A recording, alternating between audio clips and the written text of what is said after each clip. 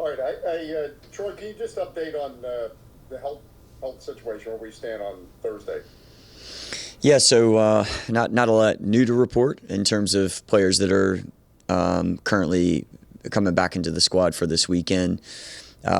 Christian Fletcher is making progress. Jackson Hopkins, again, making progress. Chris McVeigh is someone that will be available this weekend, which I guess there's some progress there, but we're going to be careful with him just because we don't want to rush him back too quickly.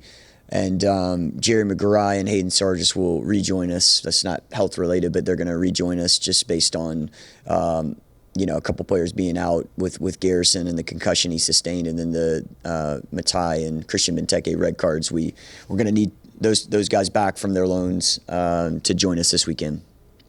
We talked yesterday about the importance of observing as part of coaching. What are you observing from your team right now that gives you encouragement, even though the results right now are not where you want to be? Yeah, I mean, that's a really good question about the observations that I've made post-match against Houston.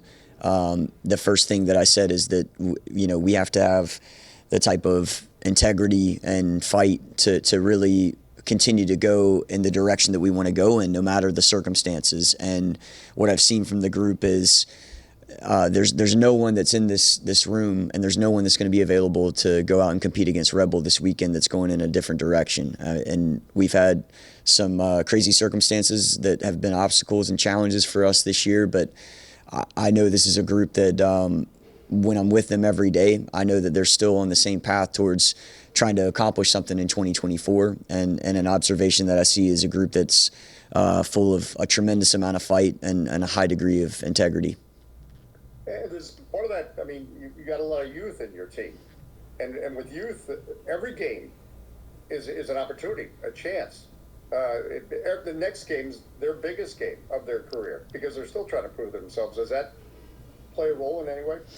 Yeah, it does. I mean, I've said this a number of times throughout this year. I think that there's players that have stepped up and had to step up in really hard circumstances. And a number of our young players like Garrison Tubbs last week, Matai when he comes on. Jacob Merle is going to get another opportunity this week for more minutes with Christian Benteke being out.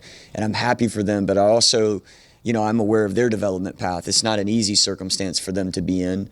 I think they're taking on a lot in terms of where they are in their career to handle the responsibility of trying to get us results. But I know that that's going to benefit both them and us in the long run in their entire careers. So we're looking at it from that vantage point, and there's going to be more opportunities this weekend for some young players. Next, we'll go to Thomas Floyd. Hello, thank you for taking the time. I just wanted to briefly follow up on Garrison. You mentioned the concussion he suffered. At what point is he in the concussion protocol, I guess? And then also, did he suffer or did he need stitches? Obviously, there was more to it, to this injury. Can you kind of take me through everything he had to deal with this week? Yeah, we all are thinking about Garrison, and we've been happy to have him back in the building the last 2 days. He did have to get, I think it's 7 or 8 stitches, so it was a pretty nasty cut right above his eye. And anytime that you have any type of concussion scenario like that, you want to make sure that that person has the care that they need, and I think that our medical team has done a really good job of trying to take care of him. We're gonna make sure to progress him as slowly as we need to right now. Right now, it's about him just getting the sleep that he needs. It's about him just starting to feel comfortable again, because that's something that you can't be too cautious with. And what I've seen from Garrison the last 2 days is you're starting to see the energy come back into him, the life come back into him, and he's such an upbeat character that he affects our dressing room in such a positive way whenever he's in the right state of mind, and that's where we want him to get to. Thank you. Next, we'll go to Bruce Murray. Hey, Troy, how you doing? Hey, Bruce. How you doing, man? Hey, doing great.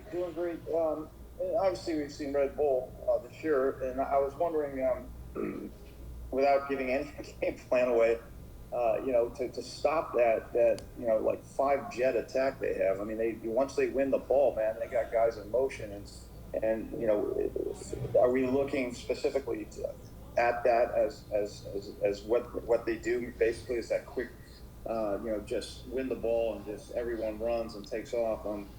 How hard is that to contain, especially with guys coming in that haven't played, guys that you're calling back? I assume that's got to be tough. Yeah, I mean, there's definitely a challenge coming up this weekend in relationship to our circumstance, but then the opponent as well. We're going to obviously prepare in the best way to try to take away some of the power that you just described. I mean, and that's how I would describe it as well. I mean, there's power in Red Bull in terms of when they create ball wins and they go and attack and transition. And we saw that in the first match that we played. They really punished us for some mistakes that we made. And I think that game got away from us, and they took advantage of the opportunities that they created. So we have to be smart about the way that we set up, and that's what our preparation has been all week in relationship to who's available for us this weekend. Thanks, Troy. Thanks. We'll go to Byron Kerr. Hey, Coach, thank you so much for your time today. And, so much of the season has been about, Christian Benteke. We know how good he is in offense, and I even saw how you put 3 attackers up in the last match. And now that you don't have Benteke, can you talk about Merle and talk about Christian Dahome and other guys in your midfield? And really, this entire season, you're trying to find other ways to get other guys involved, and this will be a chance. Can you talk about your offense without Benteke and how these other guys need to step up? Yeah, absolutely. I mean, first off, I mentioned this before whenever we had a couple injuries with Christian when he missed matches, that he's a focal point for us. So there's no doubt about that, and he's going to continue to be so, I hope, throughout the rest of the season. But we're going to miss him in these 2 matches coming up. And the 3 matches that he missed prior, we had a 2-2 draw at Portland, 0-0 at Cincinnati, and then the 2-2 match whenever he went off against Toronto.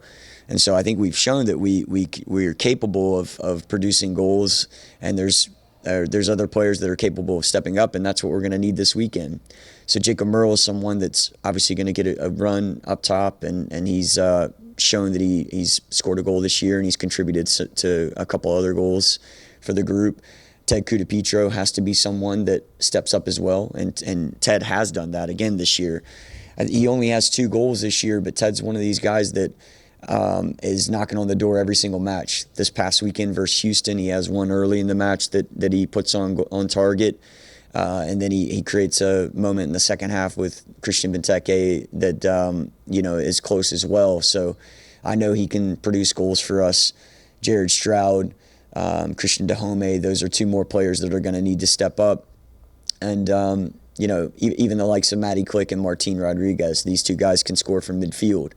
So it's going to be a team effort towards us producing goals and not centered around the crossing that we typically see with Christian. But we've experienced 3 matches before with him and produced 4 goals. So hopefully we can produce a couple goals this weekend. Thanks, Coach. And Troy, we have one last one submitted via Zoom. This weekend's game is a big rivalry matchup against New York. What does this game mean to you and the team as a whole?